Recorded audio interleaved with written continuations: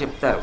సుబ్రహ్మణ్య భుజంగ స్తోత్రాన్ని కానీ చదువుకుంటే రోగములు కూడా ఉపశమిస్తాయని, సుబ్రహ్మణ్య భుజంగ స్తోత్రాన్ని ప్రతిరోజు నియమంగా చదువుకునేటటువంటి అలవాటు ఉన్నవాడికి చిట్ట చివర జ్యోతిస్వరూపంతో సుబ్రహ్మణ్యుడు దర్శనమిచ్చి స్కందలోకానికి తీసుకెళ్తాడు అంటారు. అంత శక్తివంతమైనటువంటి సుబ్రహ్మణ్య భుజంగాన్ని తిరుచెందూరుని సముద్రపుటున ద్రవిడ దేశంలో ఉంది క్షేత్రం. ఆ తిరుచెందూరులో కూర్చుని శంకరాచార్యులు వారు రచన చేశారు.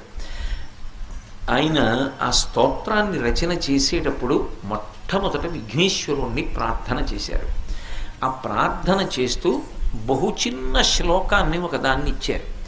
అందులో సదాబాల రూపాపి విఘ్నాద్రిహంత్రి మహాదంతి వక్త్రాపి పంచాస్యమాన్య విధీంద్రాది ముఖ్య విధీంద్ర